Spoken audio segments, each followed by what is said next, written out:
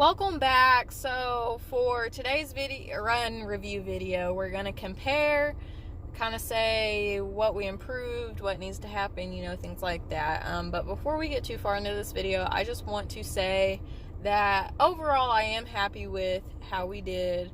What happened beforehand was, because we ran in slack, which is after the rodeo, if you don't know, we got there before the rodeo even started, had to pay my entry fee, and then I rode in the grand entry to kind of check out the ground and everything, and then I put Jake up, fed him, let him relax, and then during the barrel racing, I warmed up like everybody else, and then while they were running in and out of the alleyway, I stood as close as I could to the alleyway without being in the way, just to kind of associate him being nice and relaxed to running in the alleyway. And being around all those horses who are just energetic and hyped, that way he can relax and associate all that wildness to being calm. He actually did really well with that. While they were running in the alleyway, he actually almost fell asleep. So I did not think he was actually even gonna give as much as he did during the run.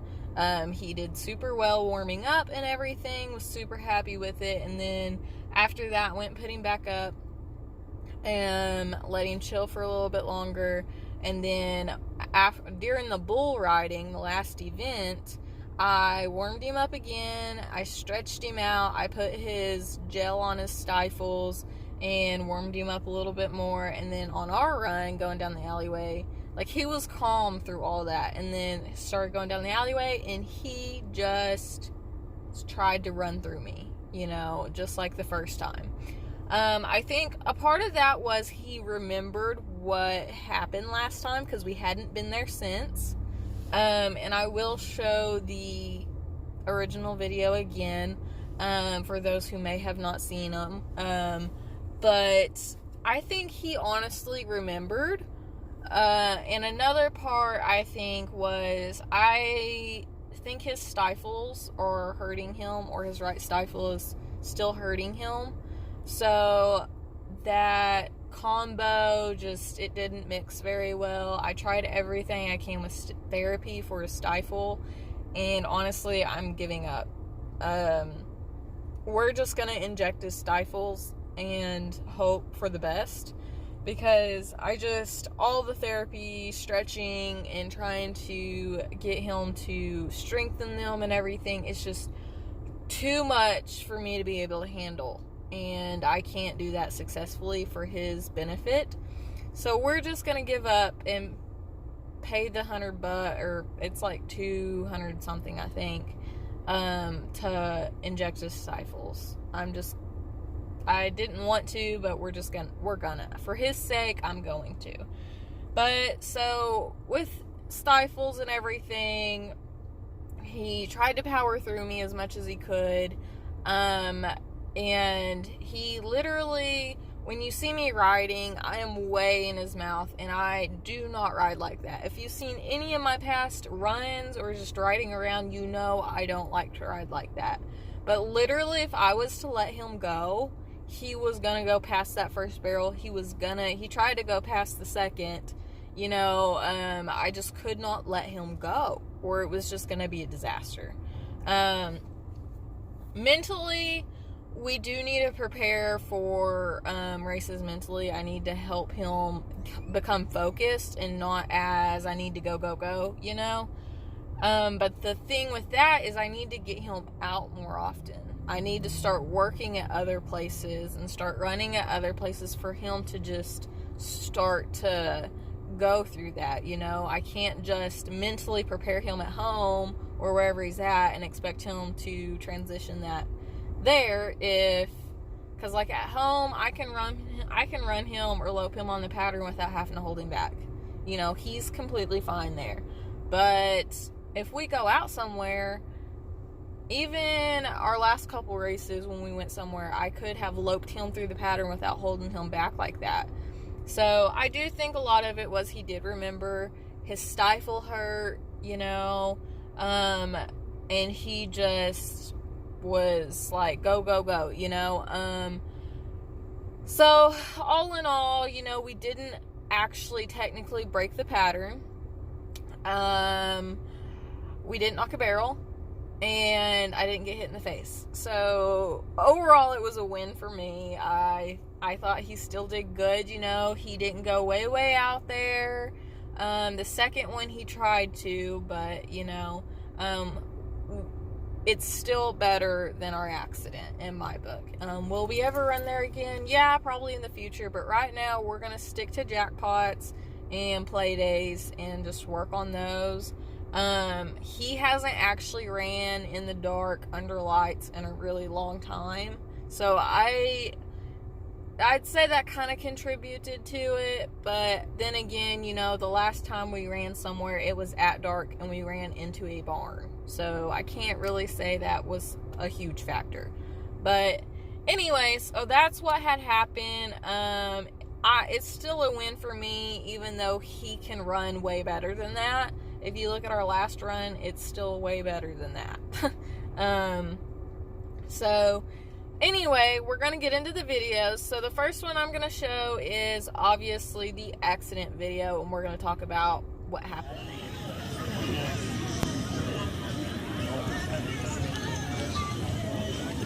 Oh, Jake. Oh, Jake.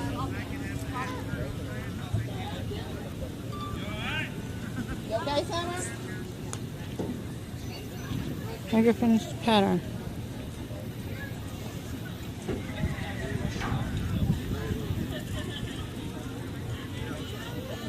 Oh.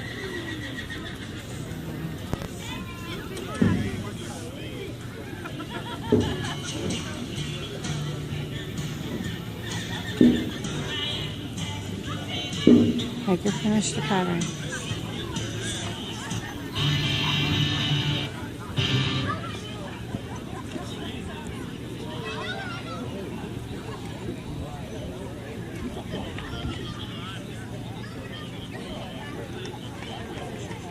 Oh, she's hurt. What had happened that night was, and I confirmed it was 5 years ago. So,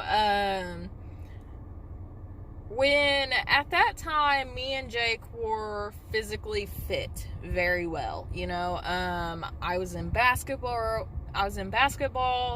and I did competition cheer, you know. I was very fit and active. I rode Jake every day. He was very fit and active, you know. If only we could combine then to now, you know, I think we'd be doing really, really good.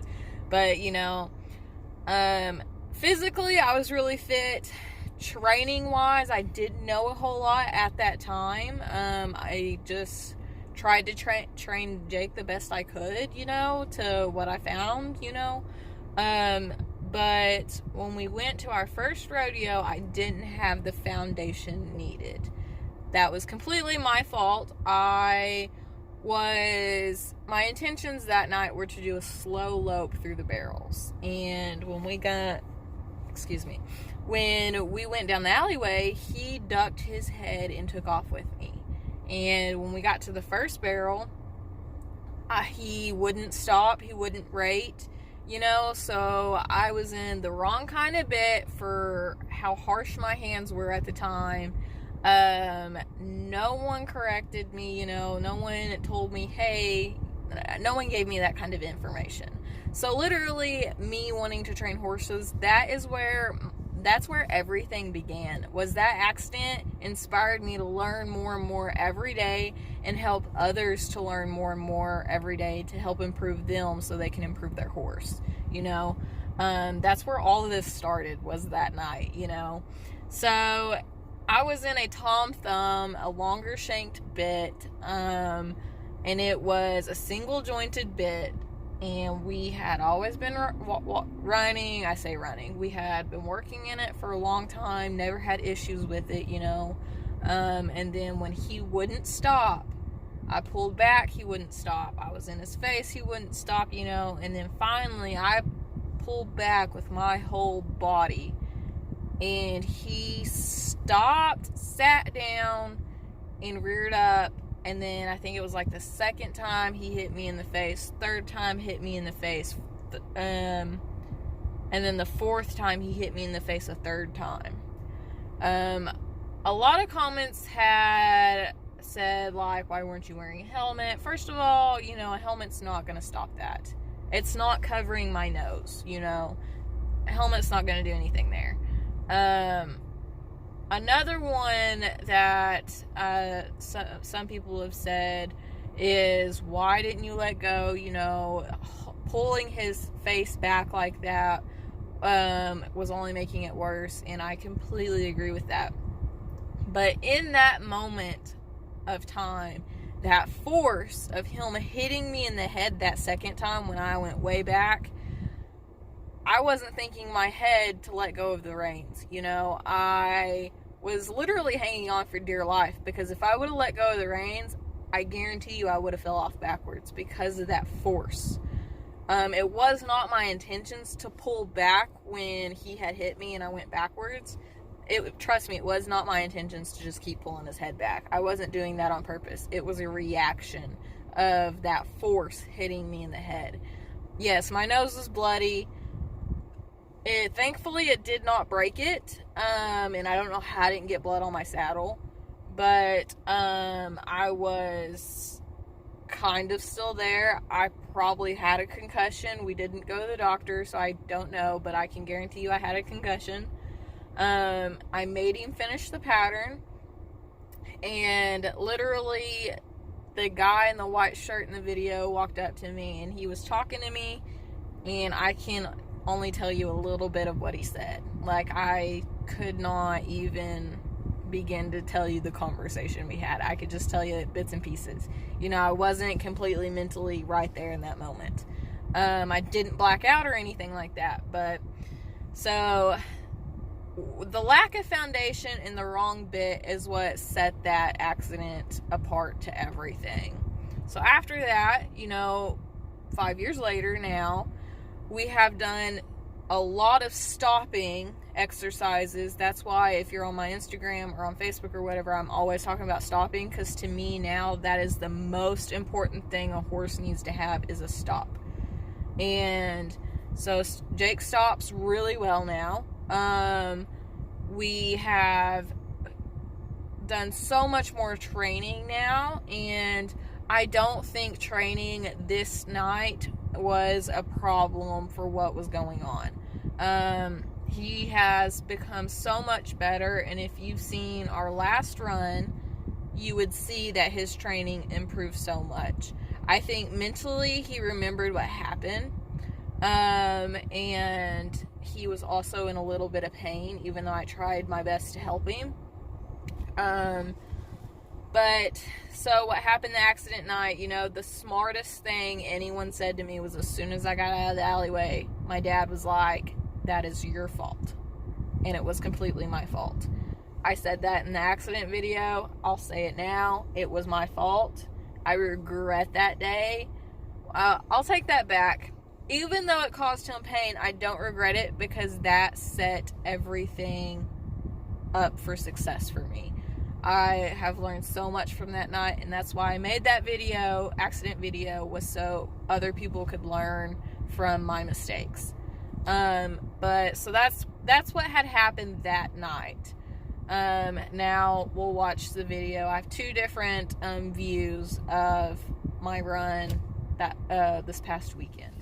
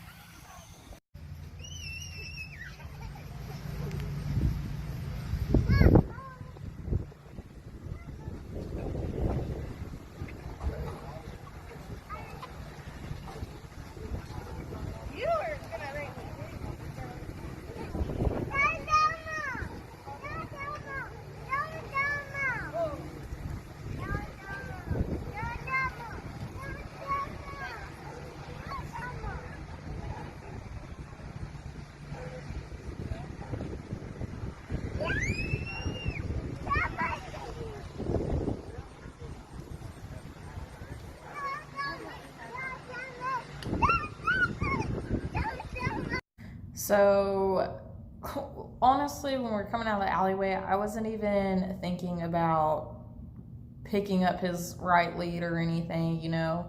I was really just trying to hang on. I was bouncing around and couldn't sit in my seat because he was literally just bouncing like a bunny rabbit. So I don't know what got into him, what the actual reason was, you know. Could be just a mix of everything going on. I do think training wise he did do better though. I wish I would have been able to just calm him down and then start over, but I couldn't even get him to walk or even stop, you know. It was just kind of crazy. So I didn't ask him to pick up us correctly or anything, or move his shoulder over like we do at home and things like that, or at other places. He just was not listening to me. I wasn't even nervous, so that wasn't, I can't even kind of say that's what that was, because on the way there I was nervous, you know, in the truck and everything. But by the time I got him out, after riding in the Grand Entry, you know, I just kind of calmed down. My nerves calmed down. I wasn't even nervous the slightest. I was just going to go out and do what we normally do, and it just didn't go that way, you know. So I can't say that he was feeling that off me, because I honestly, I think that was the least amount of nervous as I ever been, just because I know, for one, I'm not running in the money, so I'm not competing. It's just practice. Majority of the crowd had already left, you know, so I don't even know. But he did do okay. He come off the barrels, you know. I love the energy he was giving me. And even when I ask him for speed at other places, he does a lot better than that. So I don't know. It's kind of frustrating to have him do that when not only does he do better than that, but it's like I'm seeing everyone else running and having great horses and doing their best, and I can't even get him to lope the pattern anywhere else. So we're just gonna inject his stifles. Hopefully that helps tons, and then we're gonna just start going to jackpots and play days and start doing a lot of training other places. So at this point, I don't even think that training at home is a huge deal. Obviously we're still gonna work and do exercises and stuff at home, but I think he needs to get out a lot more. We will not be entering rodeos for a while. We're going to keep it strictly jackpots and play days. I don't know if he's going to be a jackpot horse or a rodeo horse, but I overall cannot say I'm disappointed in him because of what happened, because overall he did do better than last time. So we're still trying to figure things out. Now he does need his teeth done, so that could have been a part of it too. But we're going to start riding him in a hackamore until I can have his stifles injected. After that, we're gonna have his teeth floated, and then after that, I'm gonna get him on a chiropractic and farrier schedule strictly, and then hopefully we can start going more places, doing more, and hopefully start winning small prizes, so or getting money or something, because I think he can be a heck of a horse if we could just get on top of things, you know. We've had a rough go of our life, more than what some people ever even know about, you know. I'm 22 and he's 12, and we haven't really done a whole lot, so I think it's about time that we start proving to ourselves that we can do big things, or do good things anyway, because it just sucks watching all these other people and their horses, and they're out running and making good runs and not worried about anything, and I'm over here just worried about everything because everything's been happening. But anyway, I hope y'all liked this video. I hope you liked the whole redemption race thing. I will be having more videos up soon as I can just get his stifles injected. Of course, I will keep y'all updated about that because his I have to find a vet that will do it for a lower price. And so I'm waiting for them to respond back to a recommended vet. So as soon as they respond back and we get things on the go, I will definitely let y'all know, keep y'all updated and things like that. So I hope y'all like this video, and I will see y'all in my next one. Bye.